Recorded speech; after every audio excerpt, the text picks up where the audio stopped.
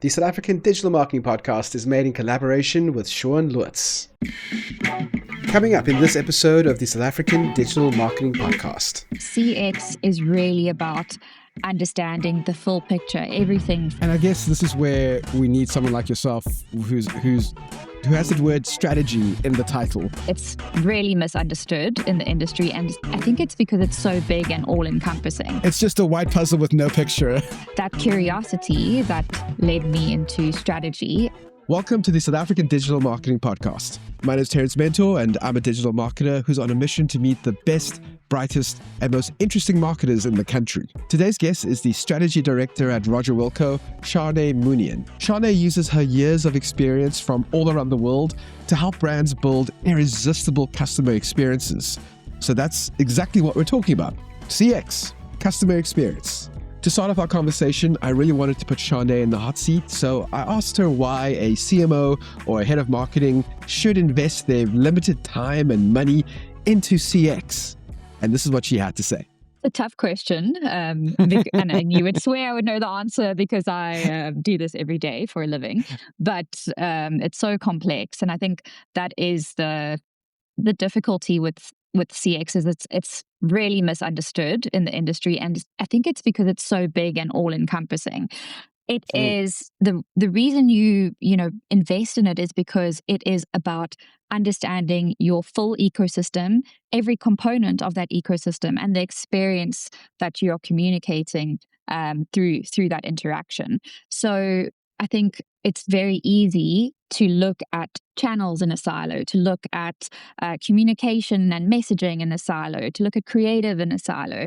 But CX is really about understanding the full picture, everything from your product and services, what you promise to what you can actually deliver upon, how technology integrates into that picture, and at the end of the day, builds that seamless journey. So yes, there is a lot of complexity at the back end of customer experience, mapping it out, creating digital experiences. But it's really about holding that view and that vision of what the experience is for the user at the end of the day. And that's why it's so critical, because if you think about one poor interaction with your brand, that is so much more memorable than 10 positive interactions. And so to be able to map out those potential pitfalls in the journey that could cause you to lose a customer is going to really be valuable in the long run. Although it's difficult to measure, we've seen that loyalty is the number one kind of driving goal in the marketing industry. It's not enough to invest in your awareness, but it's a competitive market out there, and so that loyalty, that reason to stay, becomes a big customer experience plays a big role in the customer's reason to stay with your brand and buy again and again. So I would say, if you're not looking at customer experience, likely you are getting some pieces of your marketing journey right, but you're not looking at the big picture and seeing what's detracting from those amazing experiences along the funnel. And I guess this is where we need someone like yourself who has the word strategy in the title, because that really does involve, like you're saying, you're zooming out and looking at that whole picture. Yeah. Does that mean, though, that you also do need some experience with the kind of specializations? Does someone in your position really need to be that kind of classic the T-shaped marketer? And where do you get that experience in all of those kind of disciplines that cover CX? Spot on. So absolutely, you have to be an expert generalist, is what I like to call it. And for my personal story, I studied copywriting. Actually, it started out in the creative industry. And I was creating all this content, but I kept asking the question, why? Why am I creating this content? Who am I creating this content for? And it was that curiosity that led me into strategy and, understanding and being able to ask more questions and provide more answers and solutions. And I think, through my career, I started out as a young and social media manager back in the day. Didn't we all at some point? We were all back there in Didn't we all? the beginning days. And yeah, I had to get my hands dirty. I had to create content calendars. I think one of my first brands I ever managed was Durex. The customer experience of Durex is always an interesting one, managing that community, answering some very interesting questions, all the way through to understanding, how does the content get served through media, and media planning, moving through to working with the creatives and understanding, what is a concept, how does that come to life, how do we disrupt, how do we differentiate within the marketplace, and beyond that, I mean, I moved into the space of like CRM marketing, getting a good understanding of data, and how we can drive behavior through utilizing data.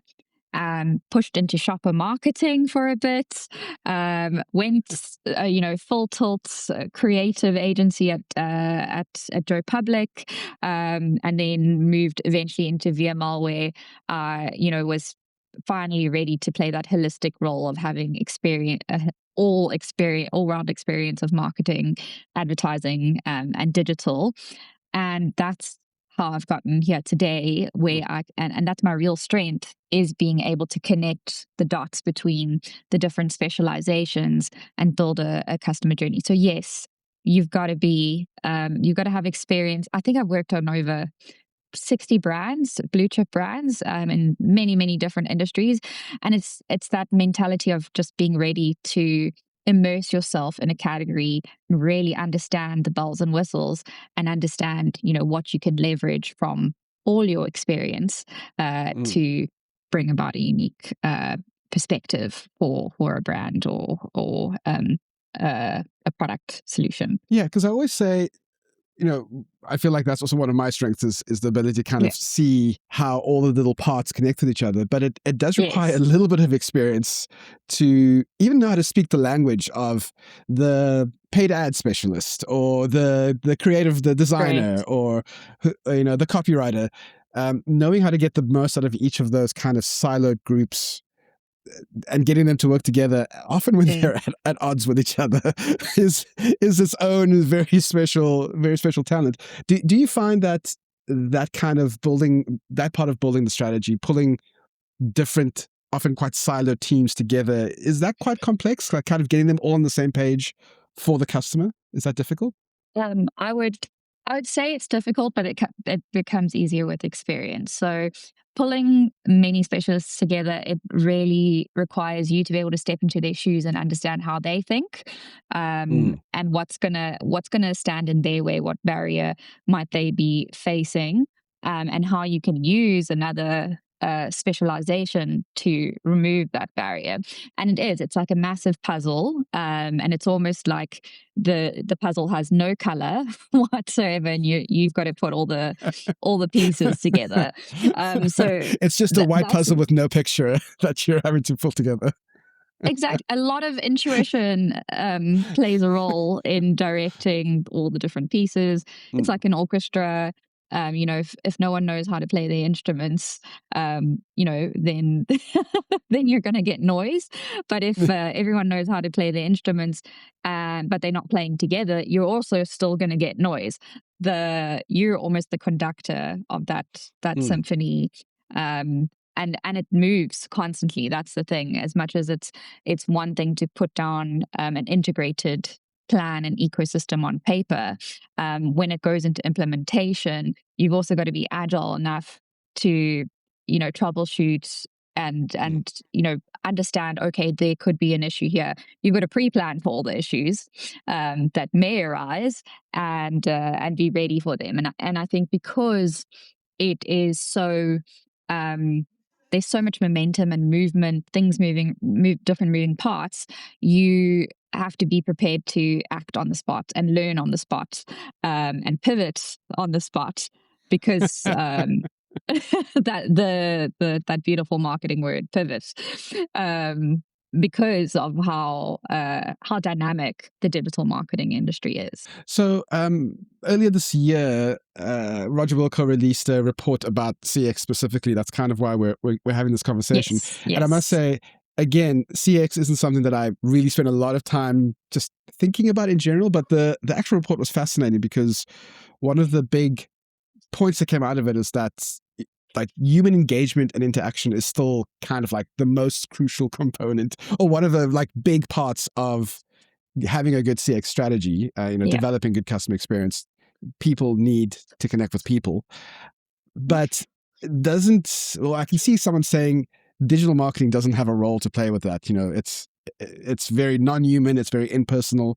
Is there a space for digital marketing when it comes to CX? Absolutely. I think what came out of the report, the report's in its 7th year now, so it's been interesting to observe the change year on year of the different behaviors, particularly with digital touch points, and particularly, with human beings and what kind of experiences they're craving. I would say, digital marketing, it becomes a core catalyst within the experience now, because digital is what makes these human experiences scalable, and it gives brands the ability to really connect one-to-one, but at a massive scale. And that's where personalization plays a massive role, localization plays a massive role, understanding culture plays a massive role, and how you can integrate that empathy into technology and digital channels is where you're going to find the magic. It's not an either or. It's a both, and I think boathism is a concept that came up very much in the CX report as one of the major things. Is it's nice to have this kind of idea of an innovative technology that could change the game for a business, but really understanding how that technology can integrate within a person's life and make their lives better is where customer experience starts to play a massive role. So it's boathism. We don't want just the coldness of efficiency in technology and digital. We want the warmth of humanity and empathy, but we still need that scale to be able to make it an experience that many can be a part of. One of my favorite things about doing this particular podcast is that I get to meet some brilliant and insightful marketers on a regular basis. And then those guests become people that I can continue to have great conversations with months or years after the episode goes live. I think all marketers in South Africa should have the opportunity to have the same experience, and I think it should be at a cost that is really accessible for pretty much everyone. That's why I'm so excited about the SA Marketers Circle. It's a WhatsApp-based community where marketers get to meet, chat, get insights, and share in the particular experience that comes with doing this job in this country. If you click the link in the show notes right now, you'll get access to the early bird special to join the circle. That's 100 Rand per month for life, but that's only available to the first 100 people, and there are already some people in the community, so you better get on that. As the circle grows, we'll be able to unlock new perks like masterclasses and knowledge hubs and even in-person meetings. That's why it's so important for you to join as soon as possible. The South African Marketers Circle, where South African marketers think out loud. And I guess that's where like this tension that we're seeing with AI and specifically like AI generated content comes into play, right? Because yes, you can use AI to create wonderful personalized email campaigns at massive scale that everyone feels like they're connecting with a brand like in a real way. But on the other hand, there's a lot of like slop that doesn't connect on a human level, that clearly has no intention. So I guess, again, this is why we need someone like yourself to come in and go, that fits the strategy. The way we're doing it makes people feel more connected, or the way we're doing it makes people feel less connected. Let's move away from that. But with that, just kind of thinking about the digital merging with the traditional and kind of being on a more even grander scale beyond digital marketing, how do companies build in the fact that their own employees are also a touch point for a customer experience? Is there a way that the digital marketing and the kind of face-to-face brick and mortar spaces, do they connect as well? Definitely. I think the biggest way we see that showing up is through customer reviews, and we see that quite fragmented across your Facebooks, your Reddits, your Google reviews, etc. And that is a genuine reflection of customer experience. Your employees become advocates and conduits for your customer experience. And while marketing can promise your employees are the people on the ground who deliver, and if they don't necessarily buy in or believe in the philosophy that you are trying to generate with your customers won't experience that in reality. And like they say, there's nothing worse than I'm going to muck this saying up now. There's nothing worse than a good marketing campaign that's trying to sell a bad product. Over promise, under deliver is where the rubber hits the road, and I think that's where customer experience does play a critical role. You mentioned AI. And I'm glad you brought that up, because it is a contentious point in the marketing industry. And I recently just judged the MMA Smarties and attended the award ceremony last week. And I think what came out was this insight that the AI that is implemented, that is least felt or seen, but just simplifies your experience, is the most powerful. And we saw a lot of AI entries coming into the category, and a lot of them were kind of those shiny kind of brand experiences. You've got your Dove Real Beauty Secrets AI generator for real beauty, and that was fantastic. But what we had actually picked up and what we had entered was this idea of search behavior changing. So noting that, now when you search, you've got about 60% of your mobile screen being taken up by an AI summary. Now, that means that brands are not necessarily able to control the narrative of how they are portrayed and reviewed, and customer experience plays a big role in that. So your Geminis, your ChatGPTs, your Claudes are pulling reviews from your Reddits, from your social media channels, and those are becoming the truth that is informing customer decisions. So what we did was we developed a new technology completely. We call it GEO, Generative Engine Optimization. So while organic traffic is going down on websites, brand websites, we are seeing this kind of zero-click future ahead of us, where you have a question and answer engine, and if you get the answer, there's no reason to click through to the website.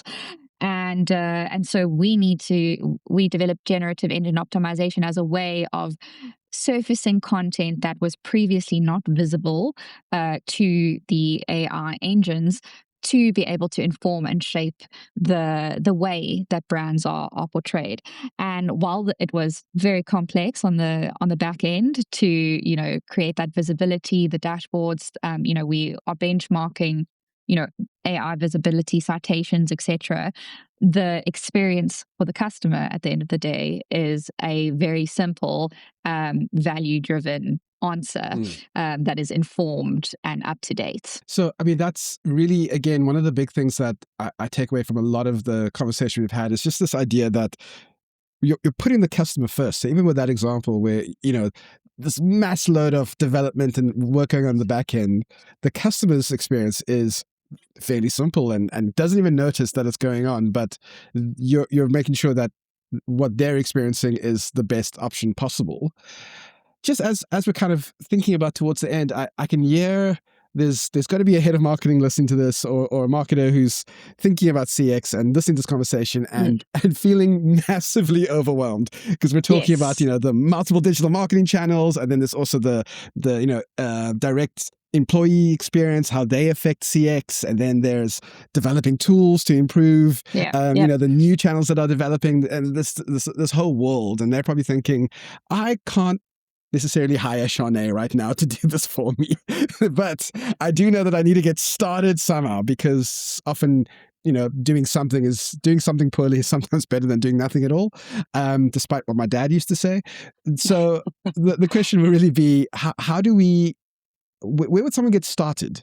Just thinking about all of that complexity, thinking about that big zoom out. How do they get started in just improving their CX for their brand? Absolutely. I think the first, and it is overwhelming and daunting, and I think it can send you into a state of paralysis. What do I do? There's so many things. Start with the data. So there are so many different data sources that can unlock incredible experiences for your customer, and highlight experiences that aren't working as well as you would expect them to. I think data, although it's been a big buzzword in the industry, it is still massively underutilized, and particularly customer data. There's obviously Popeye and all the privacy that comes with it, but if you start to just simply try and visualize some of the data of your customer interactions, something as simple as like an RFM model, a recency, frequency, and monetary model, will give you a view of how many customers are, really loyal, are purchasing frequently, and they really high value, and how many are, about to drop off. And if you see, for example, there's a large amount that are about to drop off, or you might see something like those who are engaging with you, and I've seen this on one of my brands recently, are over the age of 80. You've got an aging base, and you need to, start to attract a younger audience to refill your pipeline. Those little nuggets only come out of the data, and you can only start to optimize your experience through understanding who is about to drop off. How do we retain that most valuable segment? And you can then go and double click and go and ask the question, why is a younger audience not engaging with our brand? What are those barriers? Let's go do some research. Let's ask those questions. I think approaching data with a healthy curiosity will get you started in your customer experience journey. And once you get into the data and you start to understand, identify the challenges that need to be addressed, it's really test and learn. We all put a hypothesis out there. We, put a solution in place. And if we see results within that solution, we invest more.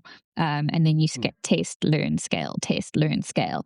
So it's, as much as it sounds complicated, there's experts. There are experts out there that can deal with the coding and the development and the media and all of these things.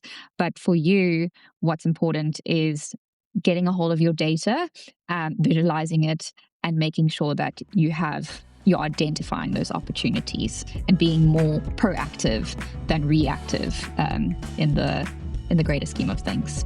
That's it for this episode of the South African Digital Marketing Podcast. If you want to keep the conversation going, you can connect with Charné on LinkedIn. And if you want to chat and connect with me, you can do that in the South African Marketers Circle. Remember, joining the circle is really easy. I'll put a link to that, as well as a link to Charné's LinkedIn profile, in the show notes. But for now, thanks for listening. This was the South African Digital Marketing Podcast.